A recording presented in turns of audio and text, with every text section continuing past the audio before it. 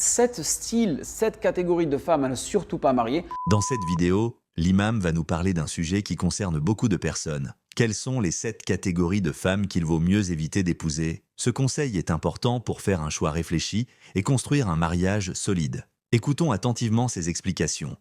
7 styles, 7 catégories de femmes à ne surtout pas marier si tu veux réussir dans ta vie. Donc ce que je vous dis, ce n'est pas basé sur un hadith authentique, c'est tout simplement basé sur une exhortation que certains hukama, certains sages répétaient souvent durant leur durus. Tout simplement, ils disaient qu'il y avait 7 femmes à absolument éviter. Donc restez bien jusqu'à la fin de la vidéo et je te ferai découvrir aussi les catégories de femmes qu'il faut absolument se marier avec. 7 catégories, et dire al-annana, al-mannana, al-hannana, al-kannana, al-haddaqa, al-barraqa et al-shaddaqa. Donc nous allons commencer par la première catégorie, al-annana. La femme type maladive qui couine, gémit, se plaint et attache toujours un bandeau autour de sa tête tout le temps. Elle se plaint de maux de tête ou bien d'une maladie, mais en réalité, elle n'est pas malade. Au contraire, elle fait semblant. Elle aime se faire passer pour une victime pour que tout le monde soit à son service et même ses proches s'en plaignent. Al-Mannana, la femme qui accorde des faveurs, des cadeaux, etc. et dit alors à son mari ou bien à son futur mari: j'ai fait telle ou telle chose pour toi, je l'ai fait à cause de toi, pour toi. Donc en réalité, elle ne sera jamais reconnaissante envers son époux, tout doit revenir à elle. Pourtant, un homme a besoin de son épouse pour être épaulé dans ses projets, dans ses choix. Un homme ne pourra jamais accepter d'être soutenu par une type de femme qui sera mannana, toujours en train de vanter ses bienfaits. Al-Hannana, la femme qui est très attachée à ses amis ou à sa famille, qui passe sa vie à faire des allers-retours, jamais stable. Attention, je ne dis pas que la femme doit être séparée de ses proches, mais elle doit faire la part des choses. Ou bien, Al-Hannana, c'est celle qui pense encore à son ex-mari, comment être mariée à une personne qui aime et pense encore à son ex-époux.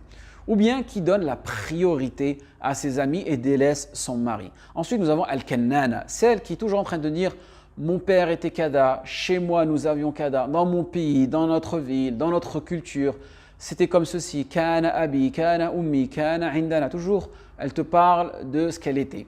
Ensuite nous avons al-haddaqa, la matérialiste, c'est la femme qui vous épuisera financièrement. Vous la trouverez toujours en train de comparer, regarder ce qui est entre les mains des autres et vous oblige à acheter ce qu'autrui possède. Et cette femme ne sera jamais satisfaite et continuera toujours à vous forcer à acheter jusqu'à vous ruiner. Elle va vous ruiner. De plus, une femme trop attachée à la dunya ne vous aidera pas dans vos affaires religieuses et par ailleurs, elle ne sera jamais satisfaite de vous. Ensuite, une autre catégorie, al-barraqa, c'est une femme qui se pare et porte un intérêt excessif à son apparence. Non pas pour plaire à son mari, mais plutôt pour tromper les gens par son maquillage afin que tout le monde parle de sa beauté.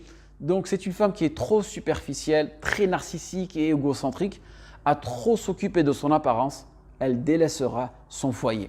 Ensuite, vous avez al-shaddaqa, celle qui, lorsqu'elle s'exprime, elle parle toujours à haute voix. Et souvent, ses propos sont insignifiants. Elle parle juste pour parler et tout le monde s'ennuie avec elle et toi aussi, tu risques de t'ennuyer. Et c'est le genre de femme aussi. C'est une catégorie de femmes aussi à trop parler. Elle finit par dire des choses qu'il ne fallait pas. Et de plus, elle risque de rapporter des propos, vos secrets et même votre vie conjugale. Maintenant que tu connais ces 7 catégories, 7 types de femmes à ne pas épouser, et voici 7 catégories de femmes à épouser comme l'a mentionné Allah subhanahu wa ta'ala dans le Coran. Asa rabbuhu in talaqakun an yubdilahu azwajan khayran minkun muslimatin mu'minatin qanitatin ta'ibatin abidatin sa'ihatin thayyibatin wa abkara. S'il vous répudie, il se peut que son Seigneur lui donne en échange des épouses meilleures que vous, musulmanes, croyantes, obéissantes, repentantes, adoratrices, jeuneuses, déjà mariées ou bien vierges. Donc, c'est cette catégorie-là dans laquelle il faut se focaliser. عن أبي هريرة رضي الله عنه قال رسول الله صلى الله عليه وسلم تنكح المرأة لأربع لمالها ولحسابها ولجمالها ولدينها فاظفر بذات الدين. Ce qu'il faut savoir aussi, qu'il faut être réaliste, que l'être humain parfait n'existe pas, ni dans la jante féminine, ni dans la jante masculine.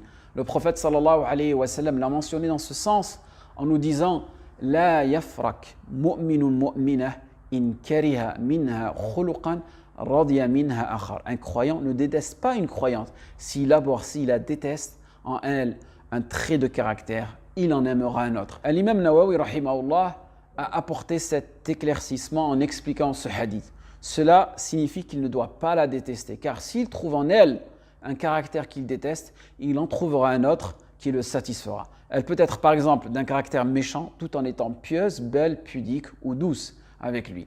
On doit faire vraiment un travail d'introspection, on doit travailler sur nous-mêmes, on doit essayer de se focaliser sur les points positifs et aussi fermer les yeux sur les points négatifs pour pouvoir entretenir cette vie de couple en espérant que ce rappel a été bénéfique pour vous.